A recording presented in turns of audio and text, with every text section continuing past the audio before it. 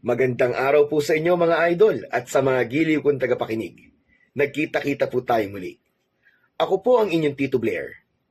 Sa araw po na ito, pakinggan po natin ang kwento ni Joshua, isang bata na nagbalik mula sa kanyang kamatayan upang ipaglaban ang sityo mapayapa, laban sa pinuno ng mga aswang na si Kalasag.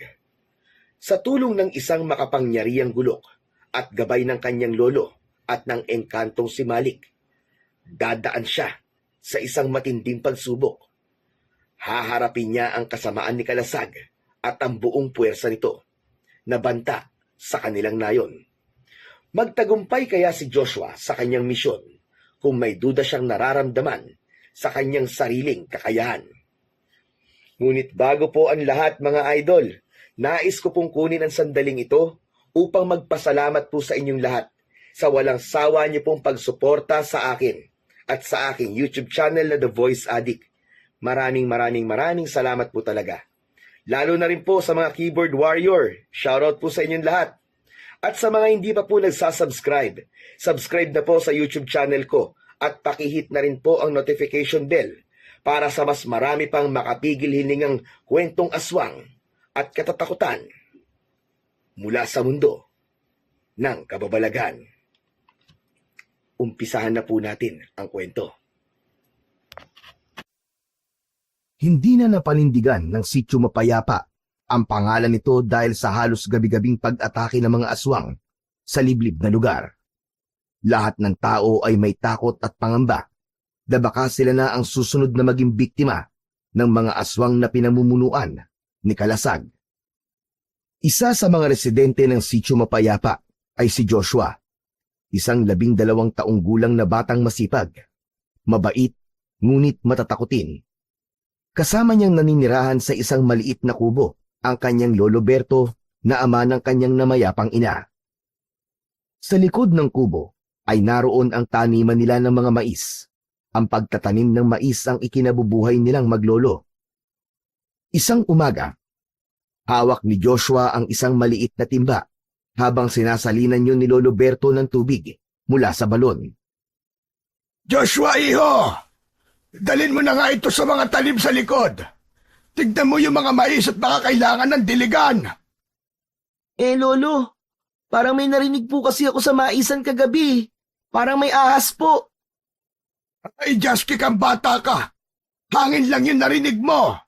Ikaw talaga. Masyado ka matatakutin. Pero Lolo, baka naman may tao o kaya hayop. Parang may naririnig po akong kumakalaskus minsan sa maisan natin tuwing gabi. Hindi po kaya dun po tumatambay yung mga aswang? Ay nako, lahat na lang kinatatakutan mo. Walang mangyayari sa buhay mo kung puro takot na lamang ang paiiralin mo. Napabuntong hininga si Joshua. Hindi niya maitanggi na may kaba siyang nararamdaman tuwing mag-isa siya sa taniman. Kinuha niya ang timba at naglakad patungo sa likod ng kubo. Pero panay naman ang lingon niya sa paligid. Dumating si Joshua sa taniman ng mga mais at nagsimulang magdilig. Hindi niya alam, ngunit labis na nakakaapekto sa kanya ang madalas na pag-atake ng mga aswang sa kanilang lugar.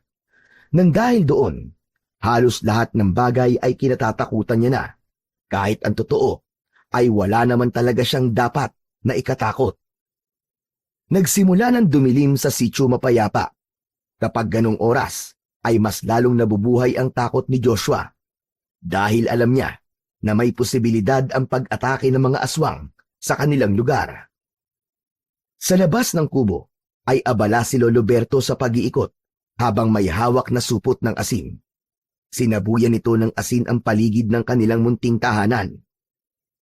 Mula sa labas ng bintana, pinto at maging sa paanan ng hagdan, tahimik na nakamasid si Joshua sa ginagawa ni Lolo Berto habang nakaupo ito sa hagdan.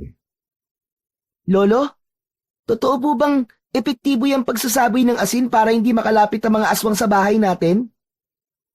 Ewan ko, Joshua. Hindi ko masasabi kung totoo o hindi. Pero mas mabuti na yung meron tayong ginagawa kaysa naman sa wala. Inilapag ni Lolo Berto ang supot ng asin sa tabi ng hagdan at tumingin kay Joshua. nakita mo ba yung nangyari sa bahay ni Kapitan? Opo, Lolo. Pero buti na lang po. Nakalabas po sila kagad ng bahay nila. Tama! Nakahingi sila ng tulong bago pa sila mabiktima ng mga aswang. Kaya nga dapat ay mas maging maingat tayo ngayon, Apo. Konkreto na ang bahay ni na Kapitan, pero napasok pa rin sila ng mga halimaw na yon. Ano pa kaya tong sa atin kubo lamang ito? Hindi natin alam kung kailan susunod na atake ang mga aswang. Pero Lolo, baka naman pwedeng umalis na lang tayo dito sa Sitio Mapayapa.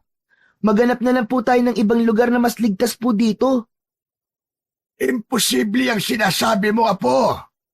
Abay, wala tayong iba mapupuntahan. Saka paano na ang maisan natin? Abay, ito lang ang ikinabubuhay natin. Kung iiwan natin to, abay, paano tayo mabubuhay? Napabuntong hininga si Joshua sa kanyang isipan. Tila mas ligtas ang ideya ng pag-alis kaysa harapin ang panganib ng mga aswang gabi-gabi. Pero alam niyang may punto naman ang kanyang lolo Berto. Ang maisan ang kanilang kabuhayan at wala silang ibang lugar na pwedeng puntahan upang magsimula ng panibagong buhay. Kaya't mas mabuti, Apo. Alerto na lang tayo lagi. Lalo na sa gabi. Hanggat kaya mo, ay huwag ka magpapadala sa takot. Dahil yan ang ikapapahamak mo. Tumango si Joshua. Nagpatuloy na si Lolo Berto sa pagsaboy ng asin sa paligid ng kanilang kubo. Habang pinagmamasdan niya si Lolo Berto, ay hindi niya naiwasang magtanong sa sarili kung hanggang kailan kaya sila magiging ligtas sa kanilang kubo. Isang umaga, matapos ang almusal ay nagdesisyon si Lolo Berto na magtungo sa bayan upang bumili ng ilan nilang pangangailangan. Sumama si Joshua sa kanyang lolo upang matulungan ito sa pagdadala ng kung anumang mga bibilhin nito. Habang tahimik na naglalakad sina Joshua at Lolo Berto, ay napansin nila ang mga taong nagkukumpulan sa harapan ng isang kubo. Lumapit sila ron upang makiisyoso at nakita nila ang isang babae na umiiyak habang yakap-yakap ang katawan ng isang bata. Wala ng buhay ang bata na yon. Maputla at puno ng malalalim na sugat ang buong katawan. Tahimik na nakapaligid ang ilang mga tao. May iba na bumubulong habang pinagmamasdan ang eksena. Lolo, ano nangyari? Mukhang na biktima ng aswang ang batang yan ah. Tama ka, Apo. Wala na talaga silang pinipili. Kahit bata ay pinapatay na nila. Napatingin si Joshua sa katawan ng bata. Ang mga mata nito ay nakapikit na tila mahimbing na natutulog. Pero ang dugo at sugat nito ay nagsasabi na namatay ito sa hindi makataong paraan. Lolo, paano po kung tayo naman ang sumunod? Natatakot po ako. Joshua, lahat tayo natatakot. Pero hindi tayo pwede magpadala sa takot, Apo. Hindi rin natin pwedeng talikuran ang lugar na ito. Dito tayo nabubuhay. Kailangan nating maging matatag. Basta wala tayong ibang gagawin, kundi ang protektahan ng isa't isa. Lolo, may laban ba naman po tayo sa mga aswang na yun? Wala na ba talaga tayong magagawa para mahinto na ang ganitong pangyayari dito sa Sitio Mapayapa? Meron tayong magagawa. Malaki ang galit ni Kalasag sa lugar natin.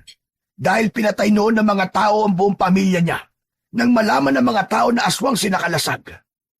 Naghihiganti siya sa ating lahat.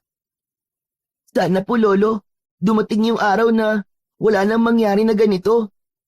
Sana nga, Apo. Sana nga. Pero sa ngayon, isang pangarap muna ang sinabi mo. Hala, tara na. Kailangan na natin magtungo sa bayan. Tahimik nilang nilampasan ang kubo. Nadala ang mabigat na tanawing yon sa kanilang mga puso. Kinagabihan, matapos maghapunan ng maglolo, ay nagmadali si Joshua sa pagsasarado ng mga bintana at pinto ng kanilang kubo. Tulad ng lagi nilang ginagawa tuwing gabi. Nang masiguro niya na maayos na ang lahat, ay sa kanya dinala ang kanilang pinagkainan sa batalan na nakaharap sa taniman nila ng mga mais. Samantala, si Lolo Berto naman ay abala sa paghahasa ng itak nito na tanging sandata nila kung sakaling atakihin sila ng mga aswang. Mabilis ang galaw ni Joshua habang naghuhugas ng kanilang pinagkainan. Talagang nagmamadali ito. Nakikita niya kasi ang maisa nila mula sa malalaking siwang ng kawayan na siyang dingding ng kanilang batalan. Kung ano-anong imahe ang pumapasok sa isipan niya ng mga oras na yon dahil sa lakas ng kanyang imahinasyon. Hanggang sa nakita ni Joshua ang malaking paggalaw sa kanilang maisan. Bukod doon, ay may nakita pa siyang isang anino na mabilis na nawala. Tila anino yun ng isang napakalaking nilalang. Natakot siya at hindi niya napigilan ang malakas na pagsigaw. Nabitiwan niya ang isang plato at nang bumagsak yun, ay agad yung nabasag. Napatakbo naman kagad si Lolo Berto kay Joshua habang hawak ang matalim na itak. Ano nangyari dito, Apo? Bakit ka sumigaw? Lolo, parang may gumagalaw po kasi sa maisan eh. Hindi na nagsalita pa si Lolo Berto at dali-daling lumabas upang magtungo sa maisan habang dala ang kanyang itak. Luminga-linga pa ito habang si Joshua naman ay nakasilip mula sa batalan at nanginginig ng dahil sa takot. Ilang sandali pa ay bumalik si Lolo Berto na nakangiti at napapailing. Lolo, ano po nakita niyo sa labas? Aswang po ba? Hindi aswang, kundi pusa. Pusa lang yun, Joshua, pambihira ka, oo. Ang lakas kasi ng imahinasyon mong bata ka. Kaya kung ano-ano na lang ang tumatakbo sa utak mo. Ano? Pusa po, lo? Pero parang mas malaki po yata yung anino na yun kaysa sa pusa. Ay, nako, Apo. Ganyan talaga kapag takot ka. Madalas pinalalaki nito ang mga bagay na nakikita mo. Kahit ang totoo, ay wala ka namang dapat na ikatakot. Sigurado po ba kayo, Lolo? Oo, Joshua. Kaya magpahinga ka na. Pagkatapos mo dyan linisin mo na rin yung mga nabasag mong pinggan at baka matapakan mo pa yan. Tumango si Joshua pero hindi niya pa rin maiwasang tumingin ulit sa maisan kahit pa sinabi ni Lolo Berto na pusa lang yon. May kung anong bagay ang naglalaro sa kanyang isipan na dahilan upang hindi mawala ang kanyang takot. Matapos na mahugasan ni Joshua ang mga pinagkainan nila, ay nagtungo na siya sa maliit na kwarto nila ni Lolo Berto. Naabutan niya ang lolo niya na nakahiga na sa banig, ngunit gising pa. Nagtaka at napahinto naman si Joshua nang makita niyang biglang bumangon si Lolo Berto. Baka sa mukha ng matanda ang labis na takot at pagkagulat. Agad na lumapit si Lolo Berto kay Joshua at bago pa man makapagsalita si Joshua, ay isang malakas na sampal ang dumapo sa kanyang pisngi. Napaatras si Joshua. Hawak niya ang nasaktang pisngi habang nagtataka. Lolo, bakit niyo po ako sinampal? Ano pong ginawa ko sa inyo? Hubarin mo lahat ng suot mo! Lahat! Pati panloob! Bilisan mo! Ha? Pero bakit po? Sundin mo na lamang ang sinasabi ko sa iyo, Joshua! Huwag ka na magtanong pa! Dahil sa seryosong mukha ng kanyang lolo, ay sinunod na lang ni Joshua ang utos nito. Isa-isa niyang hinubad ang kanyang suot hanggang sa wala na siyang saplot. Kinuha ni Lolo Berto ang mga damit ni Joshua at walang salitang lumabas ng bahay. Mula sa batalan, nakita ni Joshua ang lolo niya na binuhusan ng kerosene ang mga damit niya sa likod ng kanilang kubo. Nagsindi ito ng posporo at inihagis yon sa mga damit niya. Tahimik lang na pinanonood ni Joshua si Lolo Berto habang puno ng tanong ang kanyang isipan. Pagbalik ni Lolo Berto sa loob ng bahay, ay tinakpan ni Joshua ang kanyang sarili gamit ang kumot. Lolo, ano po ba nangyayari? Bakit niyo po sinunog ang damit ko? Tsaka bakit niyo po ako sinampal kanina? Ang sakit-sakit po nun. Dahil kanina, nung pumasok ka sa kwarto, ay nakita kitang walang ulo. Biglang nanlamig ang buong katawan ni Joshua. Nagtaasan ang balahibo sa mga braso niya. Ano po? Ano pong ibig sabihin nun, Lolo? Kapag nakita ang isang tao na walang ulo, ibig sabihin ay malapit na itong mamatay. O kaya naman ay may masamang mangyayari sa kanya. Kaya sinampal kita kagad at sinunog ang mga damit mo. Pangontra yon sa pangitain na ganon. Ibig sabihin, no? Mamamatay na po ako? Hindi na, Apo. Nakontra na natin ang masamang pangitain. Wala ka nang dapat ikatakot. Bagamat naiwan pa rin ang kaba sa dibdib ni Joshua, unti-unti siyang napayapa sa sinabi ng lolo niya. Magdasal tayo, Apo. Ipagkatiwala natin ang lahat sa Panginoon. Pagkatabi silang lumuhod sa harap ng kanilang altar at parehong nagdarasal ng taimtim. Sa bawat salitang binibigkas ni Lolo Berto, naramdaman ni Joshua ang kakaibang lakas at kapanatagan na unti-unting bumalot sa kanya. Matapos ang kanilang panalangin, bumalik sila sa kanilang higaan ng mas kalmado, ngunit may natitira pa ring bahid ng takot sa kanilang mga puso. Habang natutulog si Joshua, ay nagising siya sa dahilan na hindi niya alam. Nagtaka siya nang malaman na wala sa tabi niya si Lolo Berto. Babangon sana siya nang nakita niya si Lolo Berto na nakasilip sa bintana habang mahigpit na hawak ang isang itak. Lolo! Lolo! Ano pong ginagawa niyo dyan? Huwag kang maingay, Joshua. May aswang sa labas ng kubo natin. Kanina ko pa siya nakikitang paikot-ikot sa paligid. Biglang nanlamig ang buong katawan ni Joshua. Gumapang ang takot sa buo niyang katawan. Ano po, no? May aswang po sa labas ng kubo natin? Sigurado po ba kayo? Oo. Kanina ko pa siya nakikita. Kaya pala ang alinsangan kanina. Dahil merong aswang sa labas. Bagamat nanginginig sa takot, ay marahang lumapit si Joshua sa bintana at sumilip. Ngunit wala siyang nakita, kundi ang madilim na kapaligiran. Lolo, wala naman po akong nakikita eh. Nawala sa bigla, Apo. Pero sigurado ako na nariyan pa rin siya sa labas. Lolo, ano pong gagawin natin ngayon? Bago pa makapagsalita si Lolo Berto, ay biglang yumanig ang dingding ng kanilang kubo.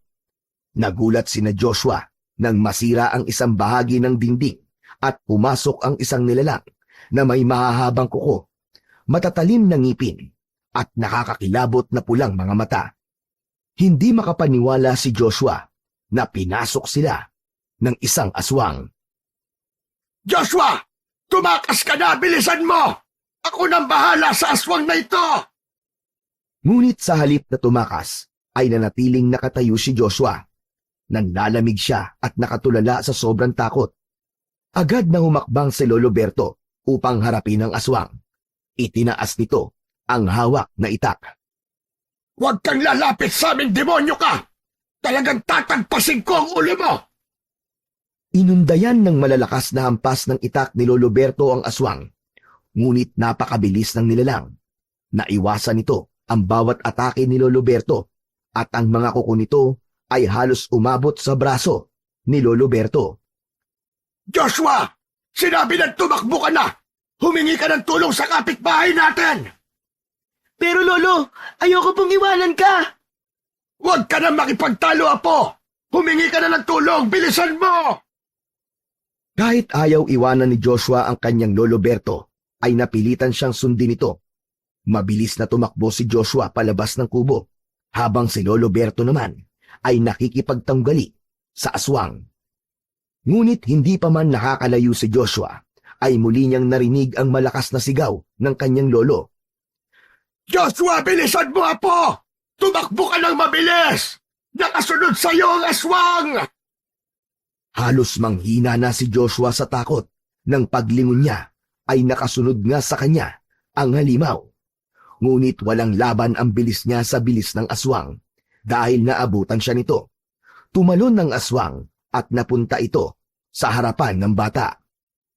Sa labis na pagkagulat at takot, ay hindi na nakagalaw si Joshua. Hindi nakaiwas si Joshua nang sakmalin ng aswang ang balikat niya. Malakas siyang napasigaw nang maramdaman ang pagbaon ng matutulis na ngipin ng aswang sa kanyang laman. Inipon ng aswang ang matutulis nitong kuko at isinaksak nito yon sa tiyan ni Joshua.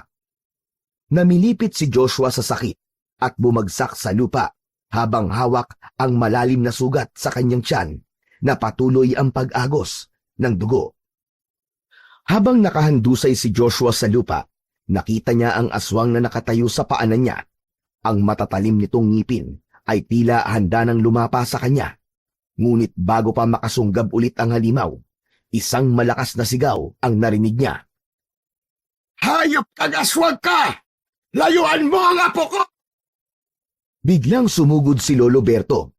Hawak ang kanyang itak. Isang malakas na taga sa batok ng aswang ang pinakawalan nito. Napaiktad ang halimaw, ngunit hindi tumigil si Lolo Berto. Paulit-ulit nitong itinaas ang itak at inundayan ng taga ang aswang. Sa leeg, sa likod, sa ulo. Ang bawat hampas ay puno ng galit hanggang sa tuluyang bumagsak ang aswang na wala ng buhay. Humihingal at nanginginig. Agad na lumuhod si Lolo Berto sa tabi ni Joshua. Joshua, apo! Huwag kang susuko! Nanginginig na hinawakan ni Lolo Berto ang dugo ang katawan ni Joshua. Sa kabila ng sakit na nararamdaman, ay bahagyang ngumiti si Joshua. Lolo, pasensya na po. Hindi po kasi ako nakahingi ng tulong. Huwag ka na magsalita, apo. Mabubuhay ka pa. Huwag kang bibitaw. Pinilit ni Joshua na magsalita, ngunit pumikit na ang kanyang mga mata. Tulong! Tulungan niyo kami! Ang apo ko! Isang malakas na sigaw ng pighati ang kumawala kay Lolo Berto habang yakap ang kanyang apo. Hindi na kinaya ni Joshua at tuluyan ng huminto ang pagtibok ng kanyang puso. Nang magising si Joshua, ay nakahiga siya sa malambot na damuhan. Tirik ang araw, ngunit malamig at presko ang simoy ng hangin. Dahan-dahang bumangon ng bata at pilit inalala ang huling nangyari. Sa pagtingin niya sa paligid, ay napagtanto niya na nasa malawak siyang kagubatan. Ang lupa ay nababalutan ng manipis na damo at makukulay na mga bulaklak na tila kumikislap-kislap ang mga talulot nito na parang may sariling liwanag. Teka, nasan ba ako? Nasa langit na ba ako? Napatingin siya sa kanyang mga kamay. Sunod ay sa kanyang tiyan. Nagtaka siya dahil wala na siyang sugat at dugo. Nagsimulang maglakad si Joshua at sinimulang hanapin ang kanyang lolo. Lolo? Lolo Berto? Nasaan po kayo? Lolo Berto! Tahimik ang paligid. Tanging huni ng mga ibon at bulong ng hangin ang naririnig ni Joshua. Habang naglalakad siya, biglang may umusbong na liwanag mula sa isang bahagi ng kagubatan. Nagulat siya nang makita ang isang nilalang na tila tao, ngunit may kakaibang anyo. Ang lalaki ay may mahabang puting buhok na makintab. Ang mga mata nito ay purong puti at ang kasuotan nito ay kulay ginto.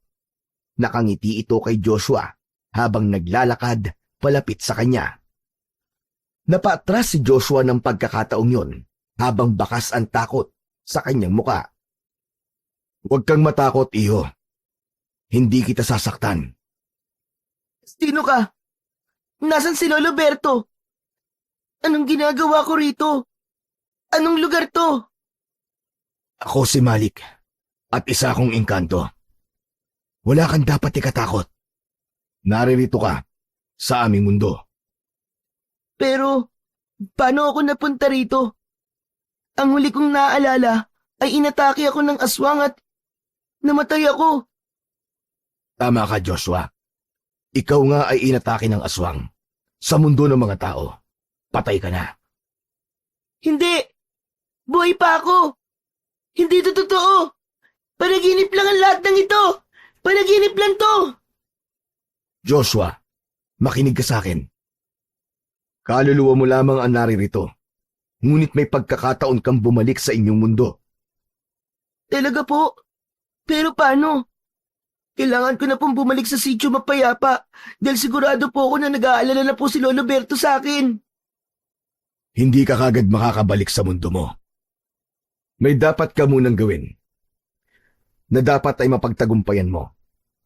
Sa tuktok ng isang bundok ay matatagpuan mo ang isang makapangyarihang gulok.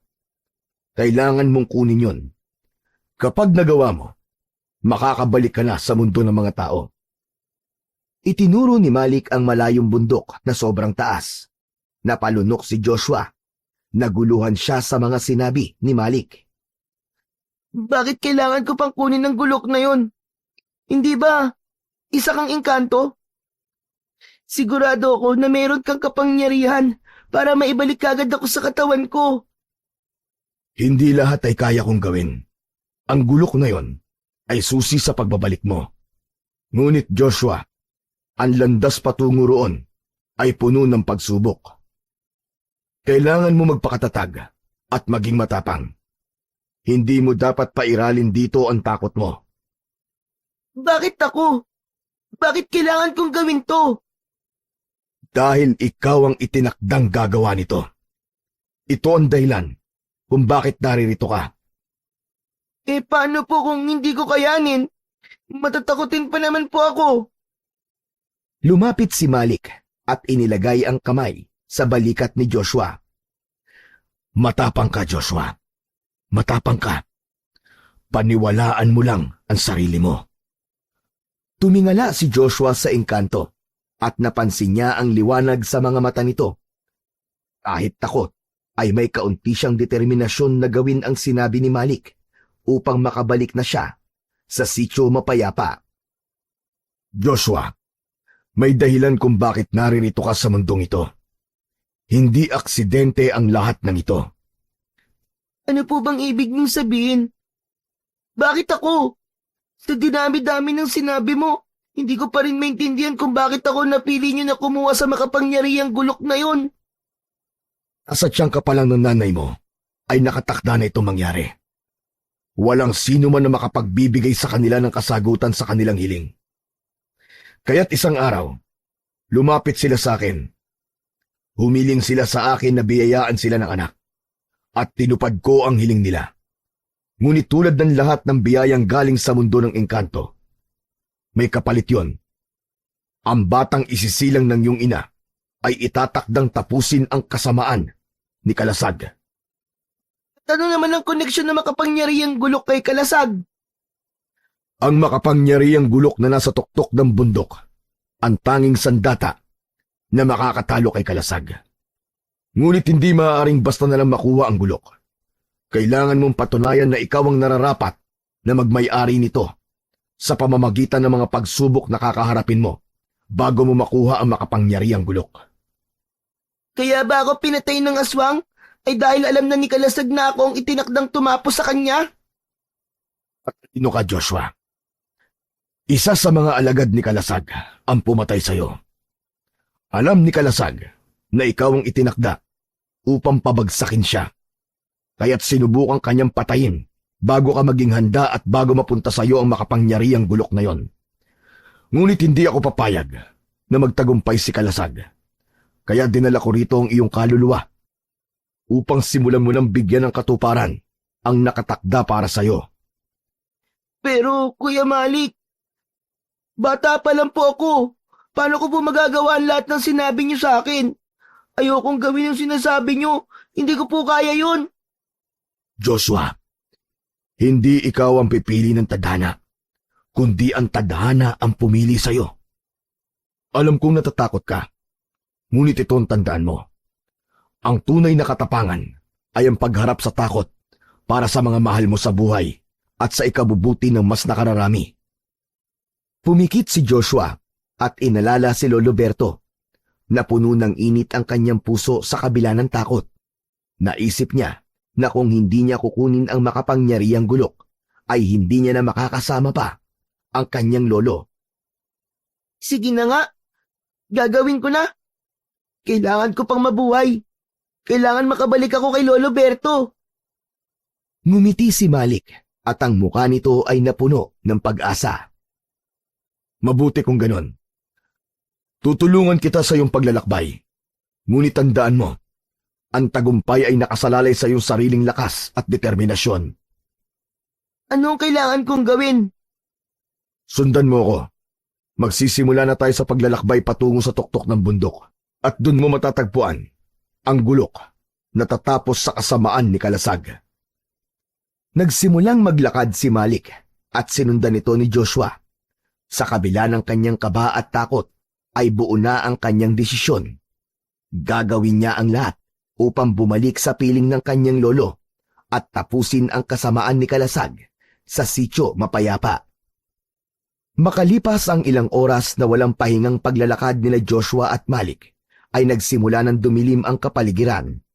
Ang araw ay unti-unting naglaho sa likod ng mga bundok. Habang naglalakad sina Joshua at Malik, nagkaroon ng kakaibang pagbabago sa paligid. Ang mga puno ay mas naging matataas. Kakaiba ang lamig na bumalot kay Joshua. Kuya Malik, hindi ba meron kang kapangyarihan? Bakit naglalakad pa tayo? Ano kaya kung gamitin mo na ang mahika mo para mabilis tayo makapunta sa tuktok ng bundok? Anong silbi ng pagsubok na kailangan mong harapin kung gagamitin ko ang aking mahika? Kailangan mong patunayan na karapat-dapat ka, Joshua. At maghanda ka na. Nararamdaman ko na magsisimula na ang pagsubok sa iyo. Tandaan mo, huwag kang magpapadaig sa takot. Tumango si Joshua, bagamat ramdam niya ang kaba sa kanyang dibdib sa mga pagsubok na kakaharapin niya. Habang naglalakad, napansin ni Joshua na ang mga puno sa paligid nila ay tila umiikot at gumagalaw. Hindi nagtagal, napunta sila sa isang malawak na espasyo na napapaligiran ng pader na yari sa matitibay na mga puno. Kuya Malik, nasan po tayo ngayon? Nasa unang pagsubok na tayo, Joshua. Ito ang labirinto ng kawalan. Kailangan mo makahanap ng daan palabas bago ka lamunin ang lugar na ito. Kapag hindi ka nakalabas dito, ay habang buhay na makukulong ang iyong kaluluwa sa labirinto ng kawalan at hindi ka na makakabalik pa sa iyong katawan. Ako'y maghihintay sa iyo sa labas. Naniniwala ako na nasa iyo ang lahat ng kakayahan upang malampasan ito. Naglahong parang usok si Malik at naiwan si Joshua sa gitna ng labirinto na tila isang napakalaking maze. Nagsimulang maglakad si Joshua, ngunit bawat daanan na nililikuan niya ay pare-pareho. Ang mga tunog ng kagubatan, mga huni ng ibon, at ungol ng mga hindi maipaliwanag na nilalang ay nagbigay sa kanya ng matinding kaba. Sa isang bahagi ng labirinto ay isang malaking anino ang lumitaw. Napasigaw siya ng dahil sa takot, ngunit isiniksik niya sa kanyang isip ang sinabi ni Malik na hindi siya dapat magpatalo sa kanyang takot. Huminga ng malalim si Joshua at nagpatuloy lamang sa paglalakad. Kahit anong kakaiba at nakakatakot ang nakikita niya sa nadadaanan niya, ay pilit niya yung hindi binigyan ng pansin. Ang inisip niya ay nasa dulo ng labirinto na yon ang kanyang Lolo Berto. Sa wakas, ay nakalabas si Joshua sa labirinto ng kawalan. Sa dulo nun, ay inasahan niyang makakasalubong niya si Malik, ngunit napadpad siya sa isang ilog na tila gawa sa malinaw na salamin. Lumapit siya sa ilog at nakita niya ang kanyang refleksyon, ngunit hindi lamang siya ang naroon. Nakita niya si Lolo Berto na nakaluhod at umiiyak. Tumingin ang refleksyon ni Lolo Berto sa kanya at mabilis na nagbago ang ekspresyon nito. Nakakatakot itong ngumisi. Hoy! Ikaw, Joshua! Hindi mo na kailangan pang bumalik dito. Dahil hindi na kita kailangan. Mas magaan ang buhay ko dahil wala na ang apo ko na kagaya mo. Pero Lolo, gusto mo po kita makasama. Hindi! Hindi na kita kailangan, Joshua. Dahil wala akong apong duwag. Mas mabuti pa na mag-isa na lang ako kaysa may kasamang kagaya mo. Magsasalita pa sana si Joshua, ngunit napagtanto niya na hindi pa talaga siya nakakalabas ng labirinto ng kawalan. Nasa loob pa rin siya nun at ang nakikita niyang refleksyon ni Lolo Berto ay hindi totoo. Hindi. Hindi ikaw si Lolo Berto. Hindi yan sasabihin ni Lolo Berto sa akin dahil mahal na mahal niya ako. Hindi ikaw ang Lolo Berto ko. Biglang kumulo ang tubig sa ilog at umusok yon. Nangitim ang tubig na parang pusali. Napakabaho nun. Maraming kamay ang lumitaw sa ilog at pilit na inaabot si Joshua. Mabilis na lumayo si Joshua sa ilog at tumakbo siya ng mabilis. Sa pagtakbo niya ay napahinto siya ng sumalubong sa kanya ang isang hagdan na napakataas. Tila patungo yun sa kalangitan. Huminga ng malalim ang bata at nagsimula siyang akyatin ang mataas na hagdan. Ngunit habang inaakyat niya yon, ay mas naging madilim ang paligid. Hindi niya makita ang mga baitang at tila gumagalaw ang baitang ng hagdan. Sa kabila ng lahat, ay pinanatili ni Joshua ang tapang at paniniwala na makakaakyat siya sa dulo ng hagdan na yon. Maya-maya pa ay may narinig siyang malalim na boses na nagsabi na hindi niya yun kaya at sumuko na lamang siya.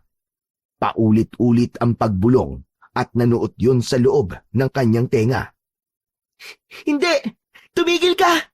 Tumigil ka! Hindi ako susuko! Hindi ako naniniwala sa sinasabi mo! Pahirap ng pahirap ang paghakbang ni Joshua, ngunit hindi siya sumuko. Sa huli, narating niya ang tuktok ng hagdan at doon ay muling lumitaw si Malik habang nakangiti. Binabati kita, Joshua. Nagtagumpay kang makalabas sa labirinto ng kawalan.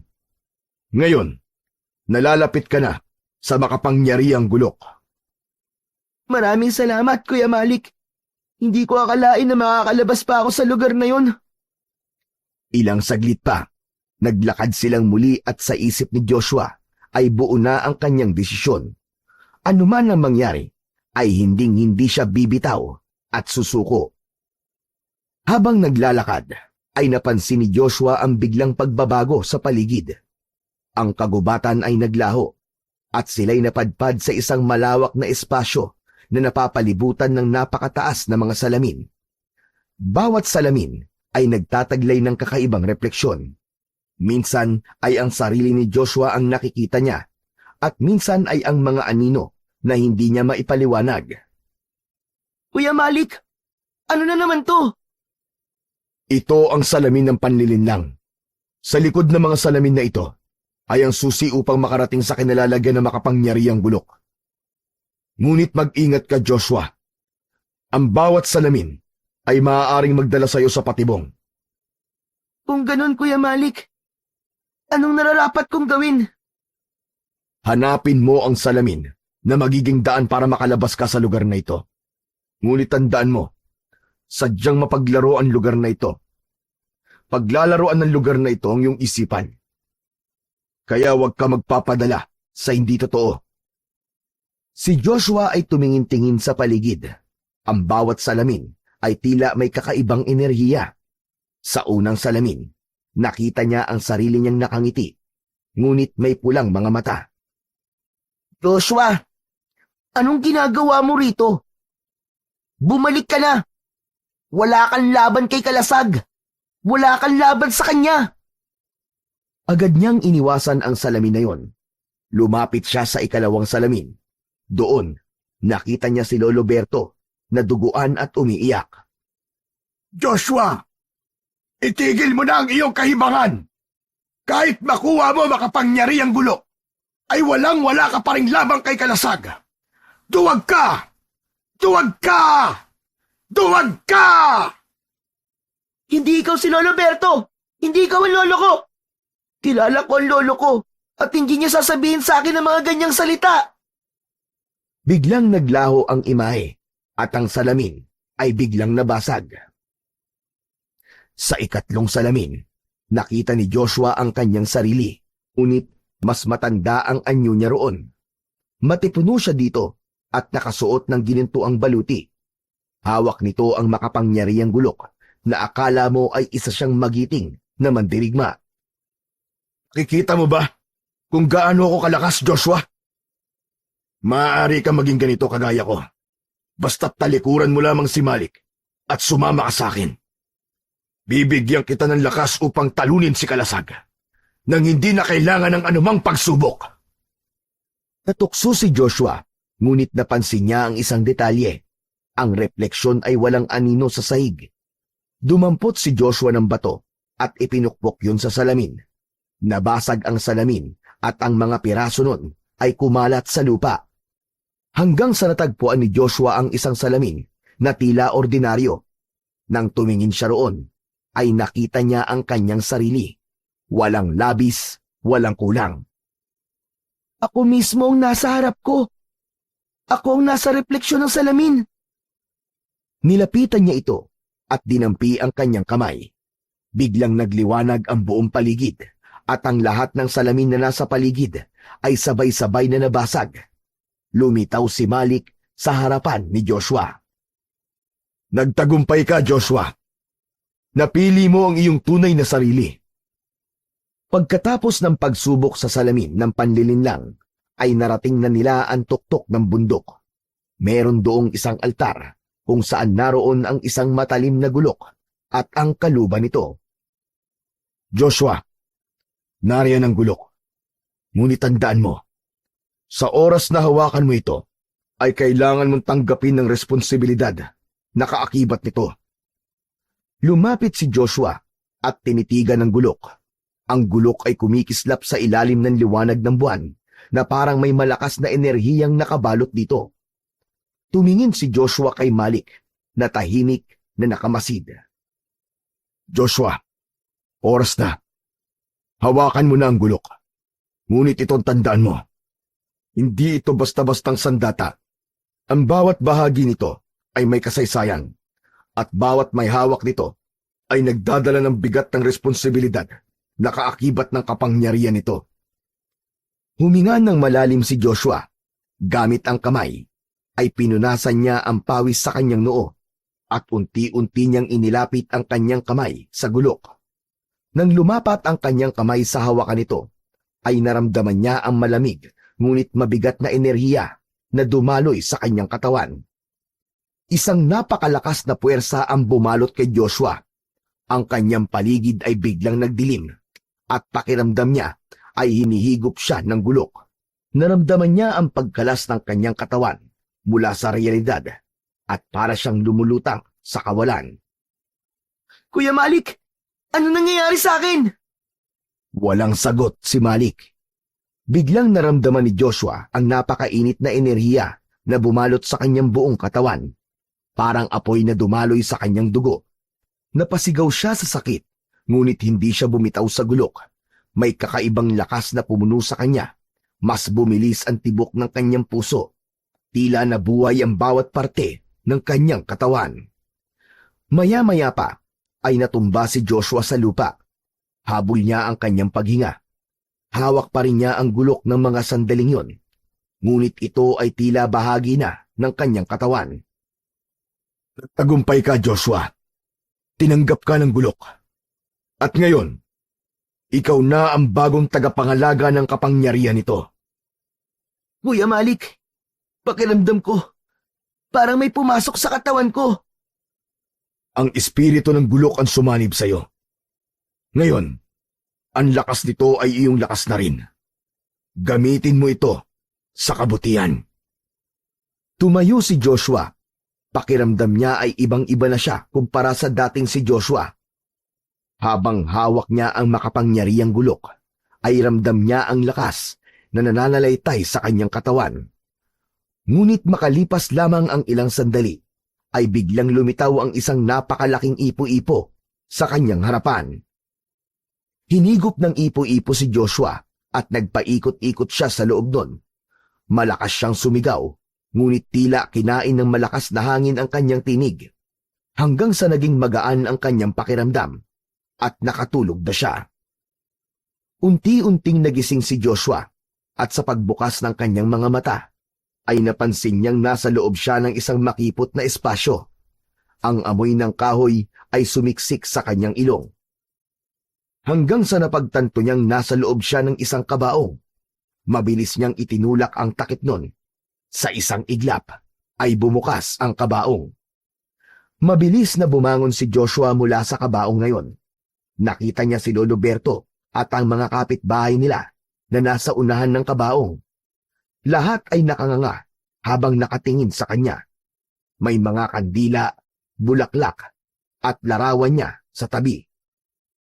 Lolo, ano po to? Bakit po ako nasa loob ng kabaong? Hindi makapaniwala si Lolo Berto nang makita ang kanyang apong si Joshua. At ang lahat ng mga tao na naroon ay nagsigawan sa takot, maliban na lamang kay Lolo Berto. May sumigaw na nabuhay ang patay. Hanggang sa nagkagulo ang mga tao at nagtakbuhan palayo sa bahay ni Joshua. Naiwan si Lolo Berto na nakatayo at nanginginig habang nakatitig kay Joshua. Dahan-dahang lumapit si Lolo Berto kay Joshua. Luhaan ito habang nakatitig kay Joshua. Hinawakan nito ang muka ng apo. Joshua, apo ko! Ikaw ba talaga yan? Buhay ka ba talaga, apo? Opo, Lolo. Buhay na buhay po ako. Teka, ano po ba nangyari? Bakit po ako nasa kabaong? Bigla na lang yumakap ng maigpit si Lolo Berto kay Joshua. Humagulgol ito ng malakas. Abo, akala ko'y nawala ka na sa akin, apo. Akala ko patay ka na. Pero hindi pala. Buhay ka pa, apo. Buhay ka pa. Maraming salamat, Panginoon. Maraming salamat. Lolo, nandito pa po ako. Buhay po ako. Pero, hindi ko maintindihan. Paano po nangyari to?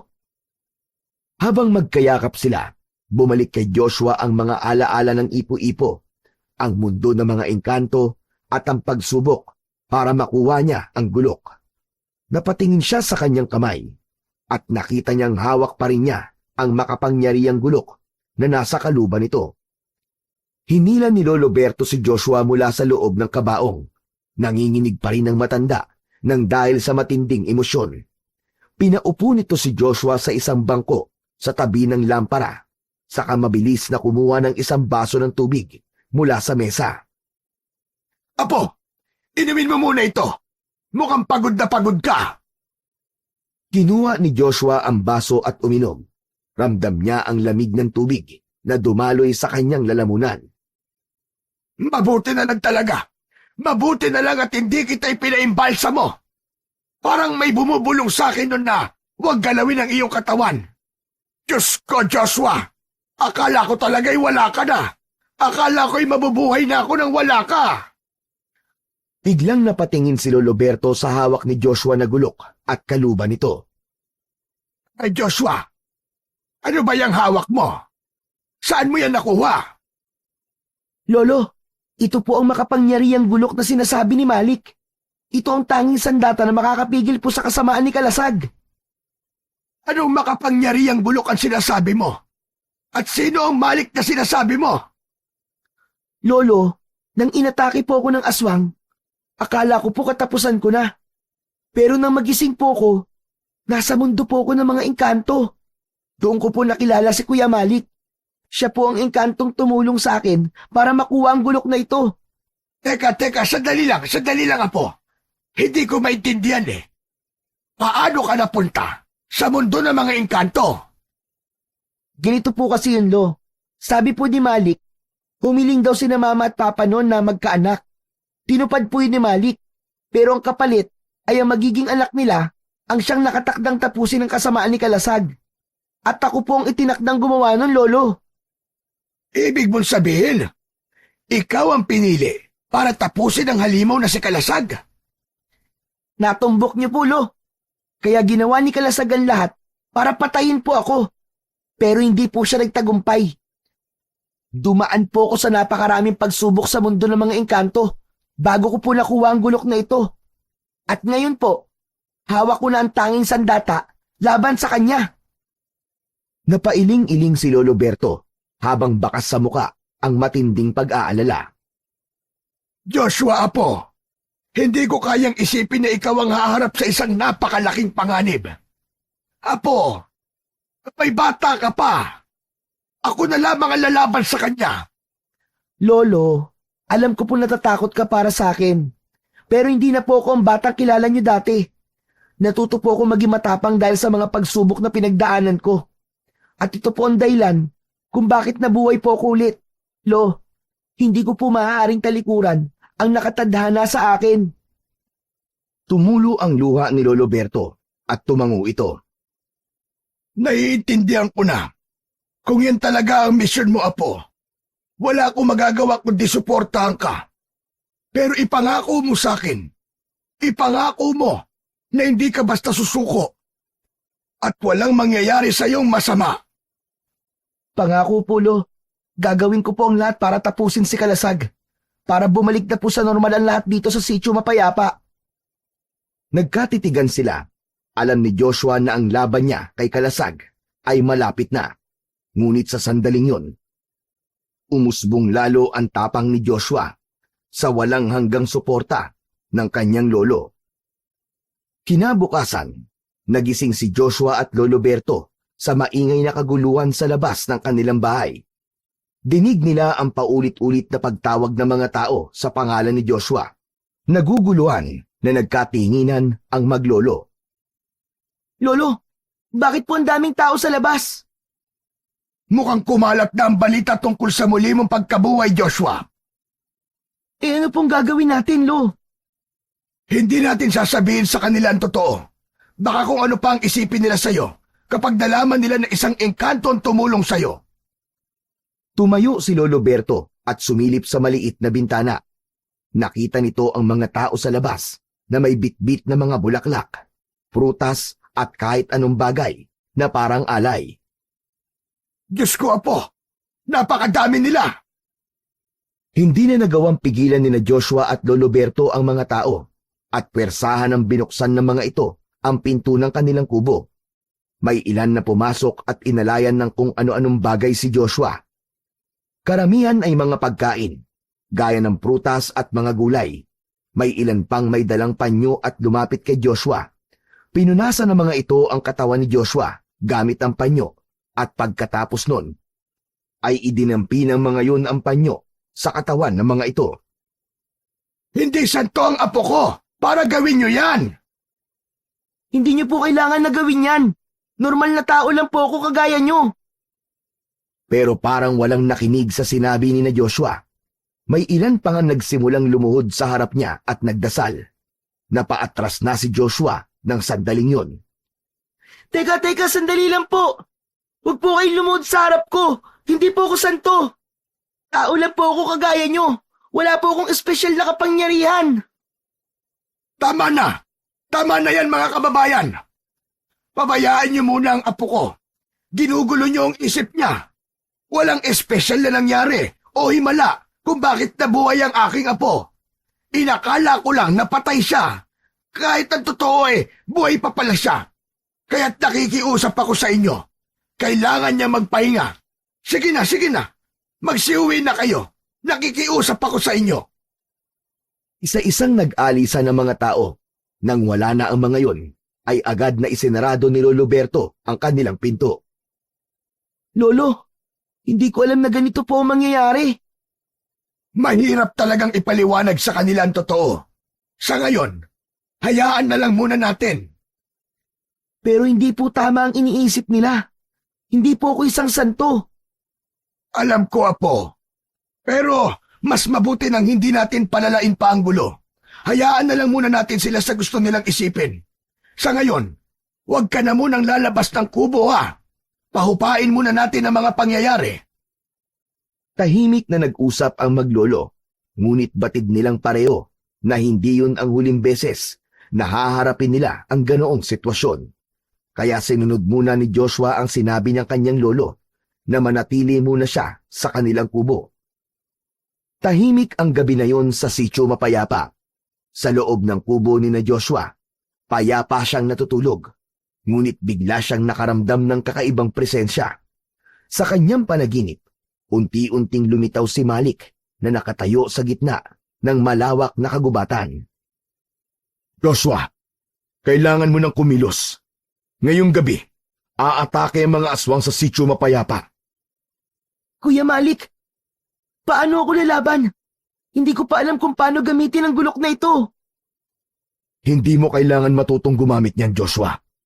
Ikaw ang pinili ng gulok. Sa oras ng laban, kusang kikilos ang iyong katawan sa gabay ng gulok na yan. Pero, paano po kung magkamali ako? Paano kung hindi ko sila mapigilan? Huwag kang matakot, Joshua. Ang tapang at pananalig mo ang magdadala sa iyo sa tagumpay. Ngayon, kailangan mo nang magising. Biglang nagliwanag ang paligid at nagising si Joshua sa tunog ng malalakas na sigaw mula sa labas ng kanilang kubo. Agad niyang dinampot ang makapangyarihang gulok at inilagay yon sa kaluban sa kanyang tagiliran. Nang papalabas na siya ng pinto, bigla siyang hinawakan ni Lolo Berto sa kanyang balikat. Joshua po! Abay, saan ka pupunta? Lolo, napanaginipan ko po si Kuya Malik. Sinabi niya, naaatake ngayong gabi ang mga aswang dito sa lugar natin. Hindi kita hayaang lumabas na mag-isa, Apo. Napakadelikado ng gagawin mo. Nagkaroon ng maikling katahimikan bago narinig nila ang mas malalakas na sigawan mula sa labas. Lolo, kailangan ko na po talagang lumabas. Hindi ko kayang hayaan na mapahamak ang mga tao. Matagal na hindi nakapagsalita si Lolo Berto. Maya-maya pa ay tumango ito. Sige. Mag-iingat ka, Apo. Ipagdadasal ko ang iyong tagumpay. Maraming salamat po, Lolo. Huwag po kayong lalabas, ha. Ako na pong bahala. Matapang na binuksan ni Joshua ang pinto ng kanilang kubo. Ang liwanag ng buwan ay nagbigay ng mahinang sinag sa kanyang hawak na gulok. Habang siya'y naglalakad palabas, ay narinig niya ang patuloy na sigaw ng mga tao mula sa malayo. Sa bawat hakbang, ay dama niya ang bigat ng responsibilidad na nakaatang sa kanyang balikat. Ngunit naroon din ang tapang na bumangon mula sa kanyang puso. Lumabas si Joshua sa gitna ng madilim na gabi. Ang buong sitio mapayapa ay nababalot ng kaguluhan. Ang mga sigaw ng mga tao at ang mga halakhak na mga aswang na nasisiyahan sa nakikitang takot ng mga tao. Tumindig ang balahibo ni Joshua, ngunit mahigpit niyang hinawakan ng gulok sa kanyang tagiliran. At sa isang iglap, isang aswang ang sumugod mula sa kaliwa ni Joshua. Ang mata nito ay nagliliyab sa dilim, at ang mga kuko nito'y mahahaba at matutulis. Tumalon ito papunta kay Joshua. Mabilis siyang umatras at binunot ang kanyang gulok. Sa unang hampas ng gulok, naramdaman ni Joshua ang kakaibang puwersa. Tumagos ang gulok sa dibdib ng aswang sa tapat mismo ng puso nito. Sa paghugot niya ng gulok, ay biglang nagliyab ang aswang. Ang aswang ay napasigaw sa sakit, at sa ilang saglit lamang ay naging abo ito sa harapan ni Joshua. Sumugod pa ang tatlong aswang at pinalibutan ng mga yun si Joshua. Ang isa ay umatake mula sa likuran, ngunit mabilis na umikot si Joshua at tinaga ito sa tagiliran. Muli, nagliyab ang katawan ng aswang na yun at nasunog. Ang dalawa pang natitira ay sabay na umatake. Isa ang gumamit ng matutulis na kuko, habang ang isa naman ay nagtangkang sakmalin si Joshua. Mabilis ang galaw ng bata. Umiwas siya sa mga kalmot at kagat na mga aswang. Tinamaan niya ang isang aswang sa hita, dahilan upang ito ay mapaluhod sa lupa. Nang makakita siya ng pagkakataon, ay agad niyang sinaksak ito sa puso. Ang huling aswang ay tila nabalot na ng takot, ngunit pilit pa ring umatake.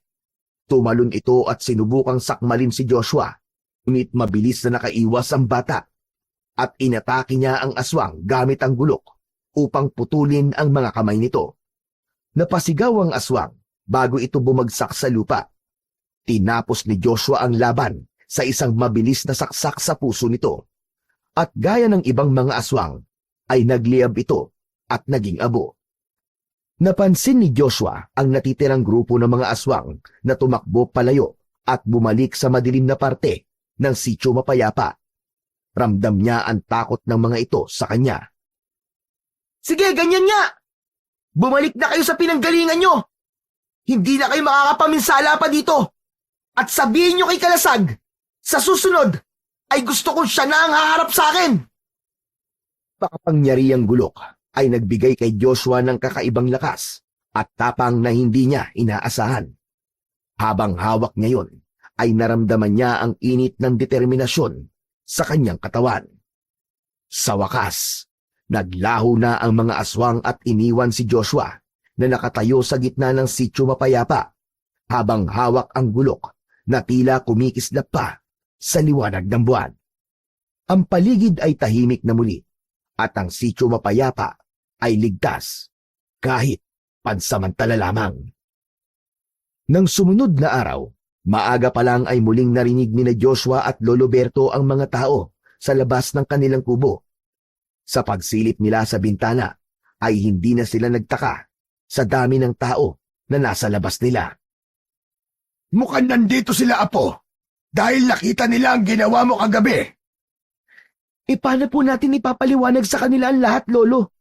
Sasabihin na po ba natin na isang engkanto po ang tumulong sa akin para magkaroon po ako ng kakaibang kapangyarihan? Hindi, Apo. Ako ang bahalang kumausap sa kanila. Dito ka lang sa loob at huwag ka magpapakita sa kanila kahit na anong mangyari. Dahil paniguradong magkakagulo na naman sila. Hinayaan ni Joshua na buksan ni Lolo Berto ang pinto ng kanilang kubo habang siya ay nasa kwarto at nakasilip sa maliit na siwang sa bintana. Nang makita ng mga tao si Lolo Berto, ay sabay-sabay na nagsalita ang mga tao. May nagtanong kung totoo ba na si Joshua ang pumatay sa mga aswang noong nakaraang gabi. May mga nagsasabi rin na may dalang kapangyarihan si Joshua nang muli siyang nabuhay. Mga kababayan, sandali lamang! Sandali lang! Hayaan niyo ako makapagsalita! Magpasalamat na lang tayo na ligtas ang ating lugar. At sa awa ng Diyos, may tumindig para ipagtanggol tayo. Maging kami ng aking apo ay naguguluhan sa nangyayari. Pero wag na lang natin siyang guluhin para magampanan niya ng maayos ang tungkulin niyang tuluyan ng tapusin si Kalasag at ang mga alagad nito. Hindi tumigil ang mga tao sa pagtatanong. May nagtanong kung paano naging mahusay sa pakikipaglaban si Joshua. Gayong kilala itong matatakutin at kung may kinalaman ba yon sa pagkabuhay muli ng bata. Huwag na nating alamin ang mga bagay na hindi natin kayang ipaliwanag. Ang mahalaga, may tagapagtanggol na tayo. Pero sana naman, huwag na lang niyong guluhin pa ang apo ko. Kailangan niya ng panahon para makapagpahinga. Sige na, umuwi na kayo sa inyong mga bahay. Pagkakasabay na umalis ang mga tao na walang nakuwang sagot sa tanong ng mga ito. Nang maubos na ang mga tao sa harapan ng kubo, ay sakalang bumalik si Lolo Berto sa loob ng bahay. Wala na sila, Apo. Wala na mga tao. Ay, Diyos ko. Ang mga tao talaga. Hindi ko na alam ang gagawin sa susunod na magpunta ulit sila rito. Maraming salamat po, Lolo. Hindi ko po alam kung paano ko po sila harapin. Hindi po ko sanay na sinasamba ko na parang isang santo. Hayaan mo na, Joshua. Gagawin ko ang lahat para paalisin sila sa tuwing magpupunta sila rito para makita ka. Napabuntong hininga si Joshua at muling tiningnan ang kanyang gulok. Alam niyang hindi magiging madali ang mga darating pang araw. Ngunit para sa sityo mapayapa at sa mga mahal niya sa buhay, handa siyang harapin ang anumang laban. Matapos umalis ng mga tao, ay naghanda na si Lolo Berto ng almusal. Maya-maya pa ay magkasamang kumakain ng almusal sina Joshua at Lolo Berto. Apo, alam mo, kahit ako'y nagtataka, paano ka naging mahusay sa pakikipaglaban kagabi?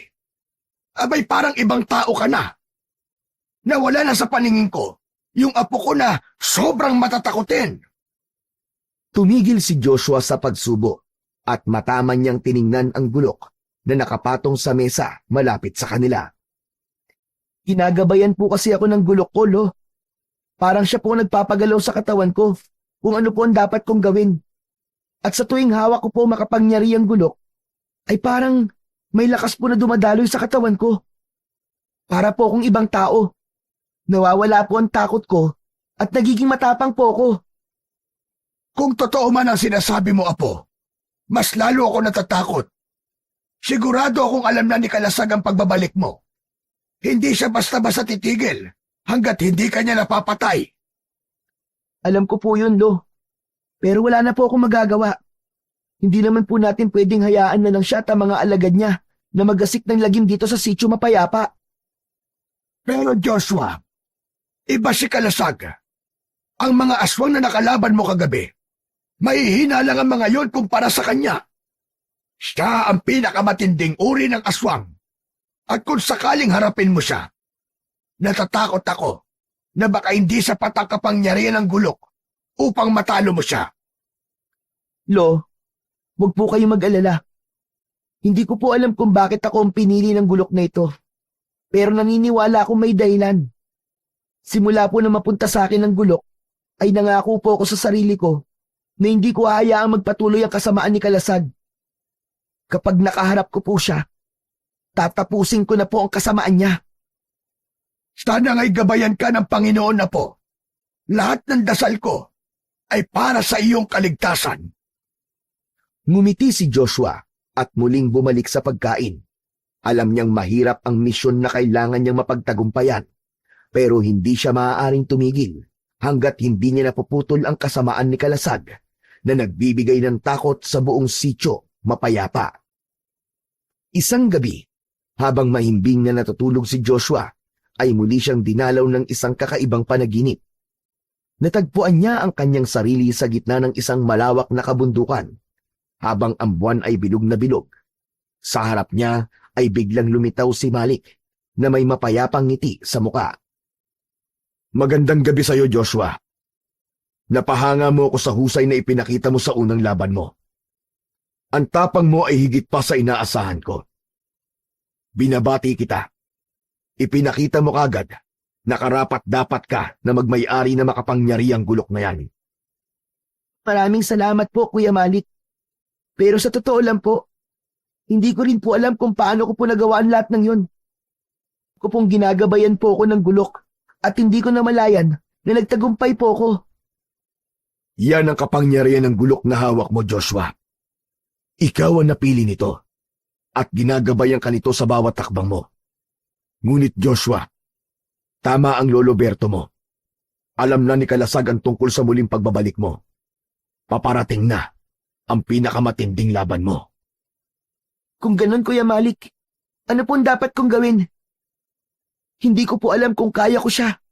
Kahit nasa akin po ang gulok, ay hindi pa rin ako sigurado kung magagawa ko ba siyang talunin at patayin. Kailangan mo maganda, Joshua. Si Kalasag ang pinakamalakas sa lahat ng aswang. At hindi siya magdadalawang isip na gawin ng lahat para paslangin ka. At itong tandaan mo, ang kapangyarihan ng gulok ay nagmumula sa tiwala mo sa iyong sarili at sa layunin mong ipagtanggol ang mga inosente. Kapag naniniwala ka sa gulok at sa misyon mo, sigurado kong magtatagumpay ka. Kuya Malik, hindi ko alam kung sapat na po ba ang lakas ko. May kaunti pa rin po kasi akong duda sa sarili ko. Joshua, ang lakas ay hindi lamang nakabase sa tapang o sa lakas ng katawan. Ang tunay na lakas ay nagmumula sa puso, sa determinasyon at sa pagmamahal mo sa mga taong nais mong protektahan. Hinawakan ni Malik ang balikat ni Joshua at tumingin ng diretsyo sa kanyang mga mata. Magtiwala ka sa sarili mo, Joshua. Hindi ka nag-iisa. Ang gulok ay kasama mo. At narito rin ako, handang magbigay ng gabay sa tuwing kailangan mo. Ngayon magising ka na. Panahon na upang maganda ka sa susunod na hamon. Biglang nagdilim ang paligid at naramdaman ni Joshua ang malamig na hangin sa kanyang pisngi. Napakislot siya at biglang nagising. Nagising si Joshua mula sa panaginip na yon. Habol niya ang kanyang paghinga at may malamig na pawis sa kanyang noo. Ang mga salita ni Malik ay malinaw pa rin sa kanyang isipan. Ngunit higit sa lahat, may kakaiba siyang naramdaman. Tila may kakaibang presensya sa labas ng kanilang kubo. Dama niya ang isang enerhiya na noon lamang niya naramdaman. Dahan-dahan siyang tumayo mula sa kanyang higaan at kinuha ang gulok na nakapatong malapit sa kanya. Tiningnan niya ang kanyang Lolo Berto na mahimbing pa rin ang pagkakatulog. Ayaw niya itong gisingin. Tahimik siyang lumabas ng kubo. Hawak ang gulok sa kanyang kamay. Paglabas ni Joshua ay naramdaman niya ang malamig na simoy ng hangin at ang kakaibang katahimikan sa paligid. At dun niya nakita ang isang anino sa hindi kalayuan. Yun ay walang iba, kundi si Kalasag. Matangkad si Kalasag at malapad ang katawan na parang nagtataglay ito ng hindi pangkaraniwang lakas. Ang balat nito ay maputla at may kakapalan ang balahibo. Ang mga mata nito ay tila bola ng apoy na nagliliyab sa dilim at ang ngiti nito ay puno ng kasamaan. Kalasag! Alam kong ikaw yan! Anong ginagawa mo rito? Tama nga ang balitang nakarating sa akin. Nabuhay kang muli, Joshua. Paanong nangyari yun? Humigpit ang hawak ni Joshua sa gulok at tumingin ng diretso sa kalaban. Hindi na mahalaga kung paano. Pero magpapasalamat pa rin ako sa iyo, Kalasag. Kung hindi mo ako pinatay, hindi ko makukuha ang gulok na ito. Ang sandatang tatapos sa kasamaan mo. Ano ka mo? Gulok? Sandata? Nakakatawa ka, bata. Ano ba ang kaya mong gawin sa akin gamit ang isang piraso ng bakal? Hindi mo alam kung sino kinakalaban mo. Masyadong mataas ang tingin mo sa iyong sarili. Malalaman mo rin, Kalasag. Malalaman mo rin. At tandaan mo ito. Tatapusin ko ang kasamaan mo. At hindi kita tatantanan hanggang sa magtagumpay ako.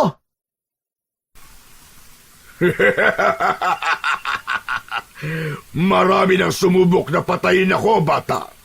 Pero lahat sila ay hindi nagtagumpay. Ang tapang mo. Pero huwag kang magpapadalos-dalos. Hindi pa ito ang tamang oras para magharap tayong dalawa.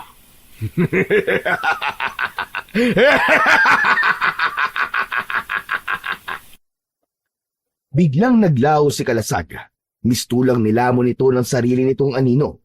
Ngunit naririnig pa rin ni Joshua ang tinig nito na umaalingaw-ngaw sa dilim. Maganda ka, Joshua. Malapit na ang oras. Malapit nang mangyari ang malaking pagsalakay ko sa Sitio Mapayapa. At sisiguraduhin ko na lahat kayo na naririto, kasama ka at ang iyong lolo ay mamamatay. Uubusin ko kayong lahat bilang parte ng aking pag-iiganti. Hihintayin ko ang pagsalakay na sinasabi mo, Kalasag. Handa akong harapin ka at lahat ng alagad mo. At sa oras na yon, sisiguraduhin kong yun na ang katapusan nyo. Nanatiling nakatayo sa labas ng kubo si Joshua habang nakatingin sa direksyon kung saan naglaho si Kalasag. Alam niyang yun na ang simula ng mas matinding paghaharap nila. Ngunit buo ang kanyang loob na harapin yun para sa kaligtasan ng buong sitio Mapayapa. Kinaumagahan, nakaupo sina Joshua at Lolo Berto sa kanilang maliit na pagkainan. May mainit na sinangag at pritong itlog sa harapan nila. Ngunit halatang mabigat ang iniisip ni Joshua habang tahimik na kumakain. Napatingin siya kay Lolo Berto at nagpasya nang magsalita. Lolo Berto, nagpakita po si Kalasag sa akin kagabi. Napahinto sa pagkain si Lolo Berto at tiningnan ng seryoso si Joshua. Bakit hindi mo ako ginising? Dapat ay tumulong ako sa'yo kung sakali mang inatake ka niya. Hindi po siya nagpakita sa akin kagabi para makipaglaban. Nagbigay lang po siya ng babala. Ang sabi po niya, malapit nang sumalakay ang mga aswang sa Sitio Mapayapa. Isang malaking pagsalakay daw po yun, Lolo. Malaking panganib ito, Joshua. At alam kong hindi magiging madali ang laban mo kay Kalasag. Dahil hindi siya gaya ng ibang aswang na una mong nakaharap. Alam ko po yun, Lolo.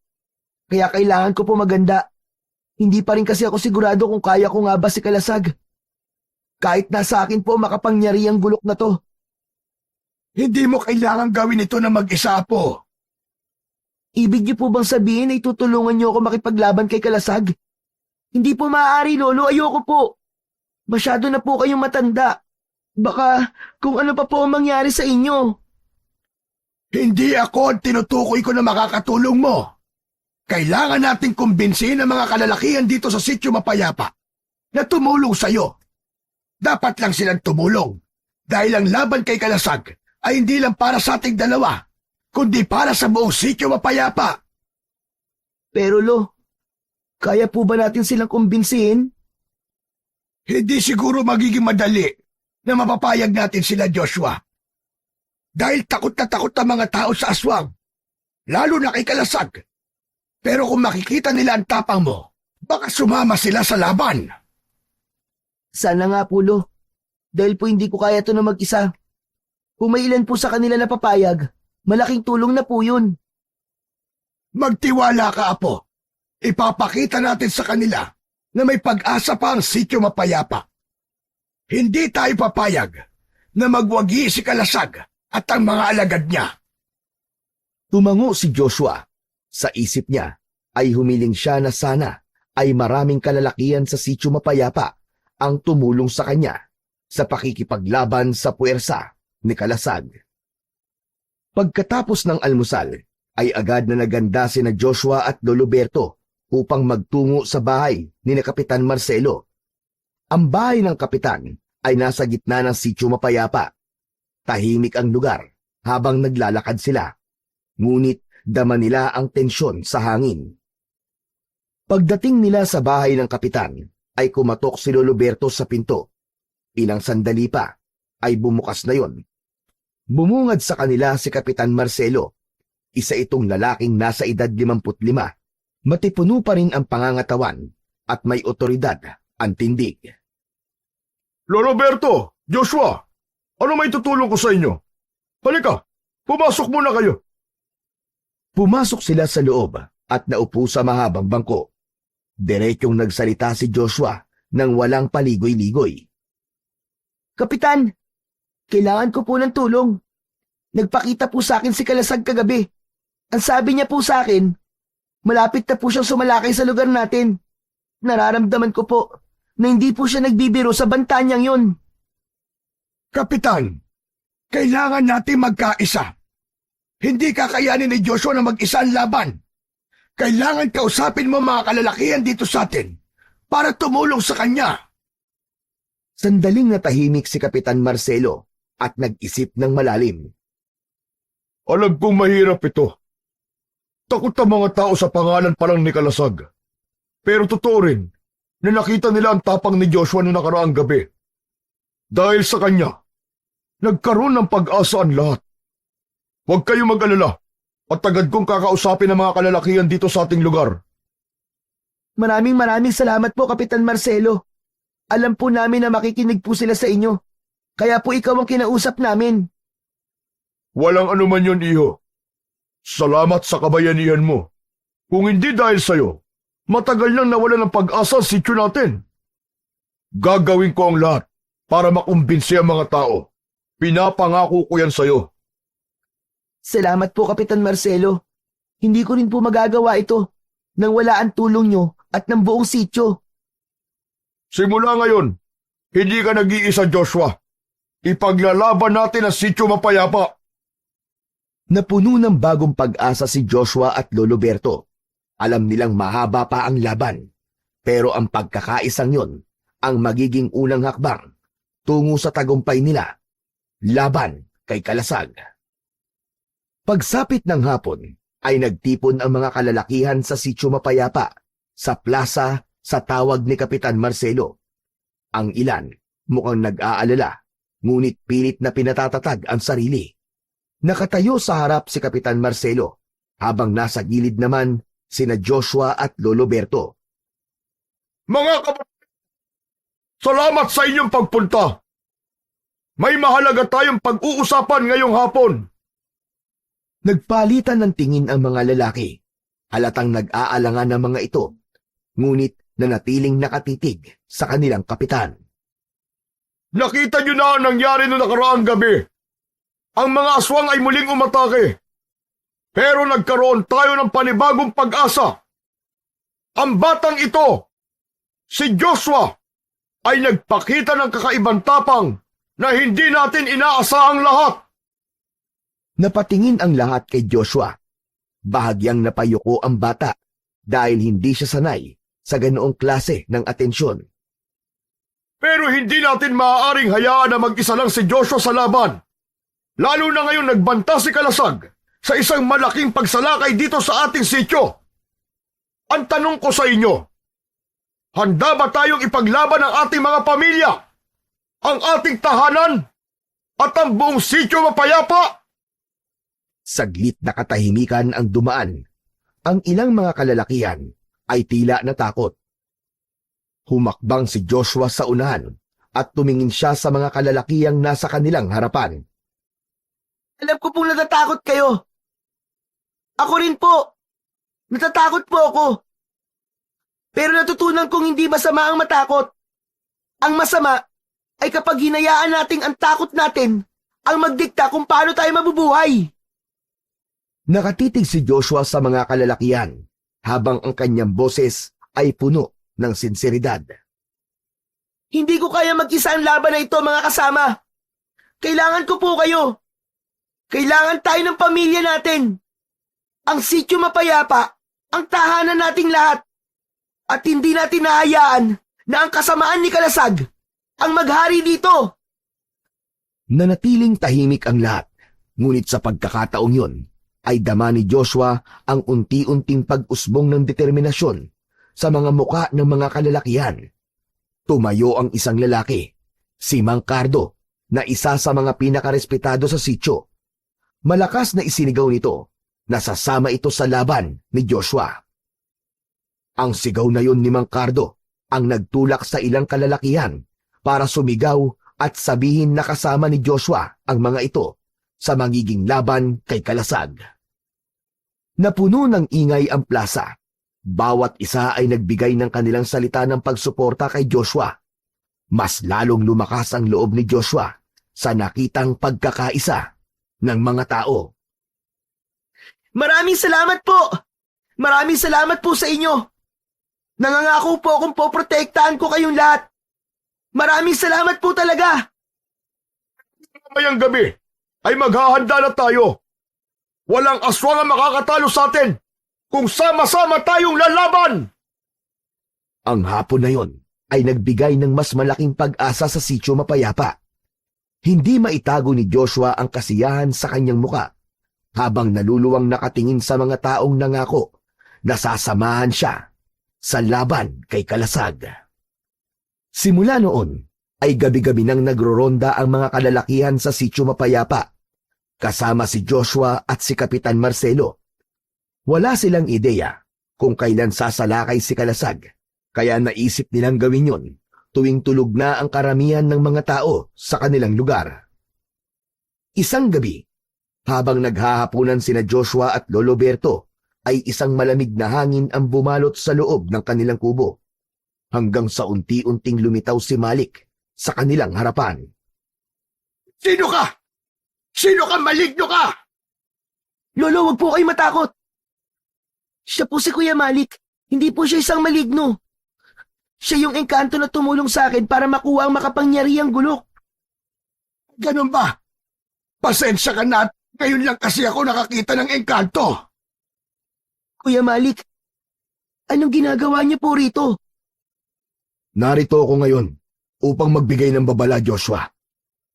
Wala na tayong panahon. Paparating na si Kalasag at ang kanyang mga alagad sa oras na ito. Sa tingin ko, ay ito na ang sinabi niyang malaking pagsalakay nila dito sa sityo mapayapa. Kung ganun po, kailangan na nating kumilos. Agad na kinuha ni Joshua ang makapangyarihang gulok na nakasabit sa dingding at isinukbit yun sa kanyang tagiliran. Lumapit siya kay Lolo Berto.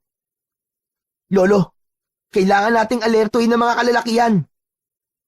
Lumabas silang dalawa ng kubo at naramdaman agad ni Joshua ang kakaibang panganib na ibinulong sa kanya ng hangin.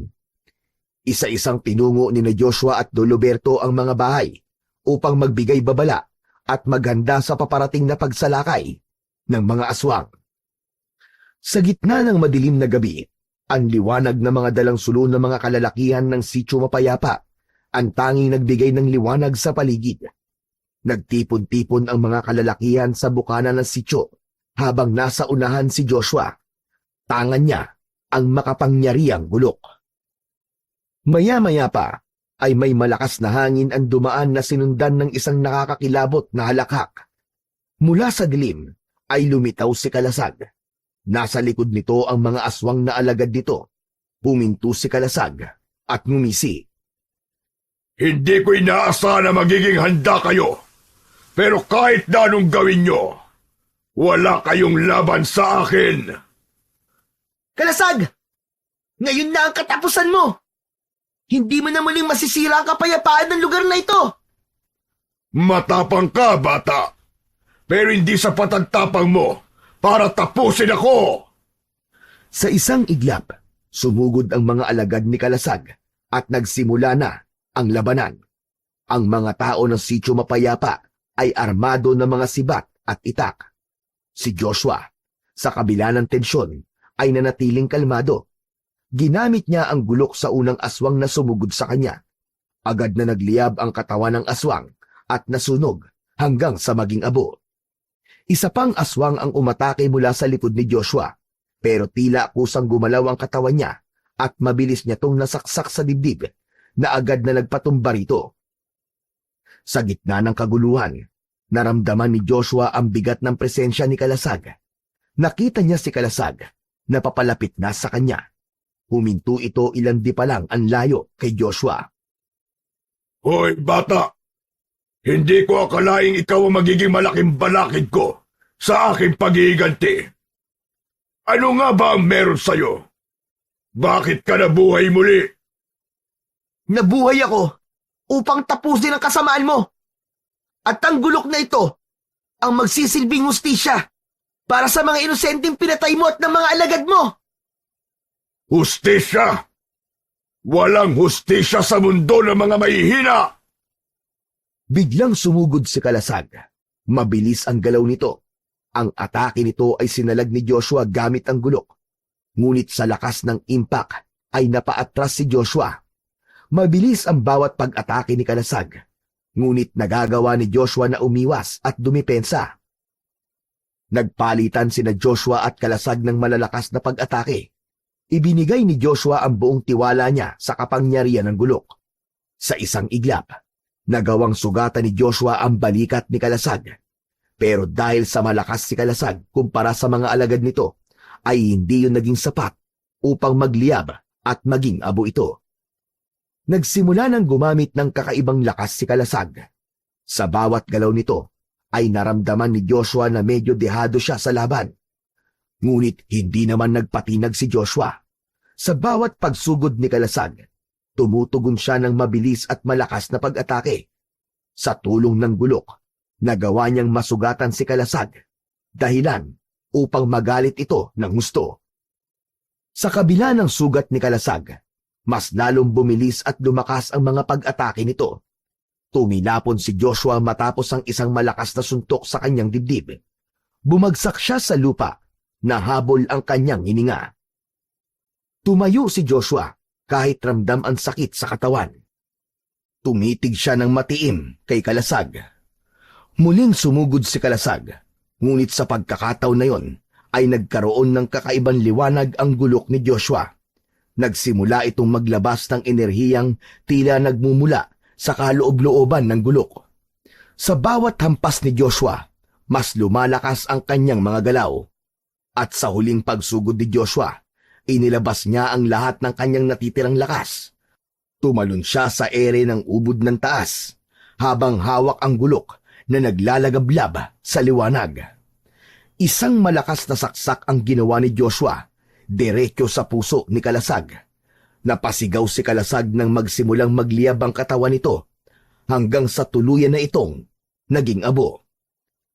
Nang makita ng mga alagad ni Kalasag ang pagkamatay nito, ay magkakasabay na tumakas sa mga yon hanggang sa wala nang natirang aswang sa Sitio Mapayapa, kundi ang mga napatay ni na Jonas at ng mga kasama niyang nakipaglaban. Hingal na hingal si Joshua, ngunit ang kanyang muka ay puno ng kasiyahan. Ang mga kalalakihan ng Sitio Mapayapa ay nagpalakpakan na isang senyales ng kanilang tagumpay. Habang nagkakatuwaan ang lahat, itinaas ni Joshua ang gulok at tumingala sa langit. Sa kanyang puso, alam niyang sa tulong ng gulok na yon ay natapos na ang kasamaan ni Kalasag. Ngunit alam din niya sa kanyang sarili na marami pang hamon ang darating. Sa pagputok ng araw, unti-unting natabunan ng liwanag ang bakas ng kaguluhan sa Sitio Mapayapa. Ang lugar na minsang binalot ng takot ay muling nabuhay sa katahimikan at pag-asa. Habang abala ang mga tao sa paglilinis ng mga bakas ng labanan, si Joshua ay tahimik na naglakad papunta sa gilid ng plaza, kung saan tiningnan niya ang gulok na kanyang hawak. Biglang lumitaw si Malik sa harapan ni Joshua at ngumiti yun sa kanya. Joshua, nagawa mo ang misyong iniatang sa'yo ng makapangyarihang gulok. Kuya Malik, tapos na po ba talaga ang laban? Sa ngayon, oo. Ngunit tandaan mo, Joshua, ang kasamaan ay laging magbabalik sa iba't ibang anyo. Kaya palagi kang maging handa. Tumango si Joshua. Alam niyang tama si Malik, ngunit ng sandaling yon ay nais niyang magpahinga at muling magsimula nang wala ng kinatatakutan kasama ang mga tao sa Sitio Mapayapa. Tumayo na si Joshua at nagsimulang maglakad papunta sa kanilang kubo. Huminto siya sandali at tumingala sa kalangitan. Nangako siya na palagi niyang ipagtatanggol ang Sitio Mapayapa sa mga magtatangkang sumira sa kapayapaan ng lugar na yon.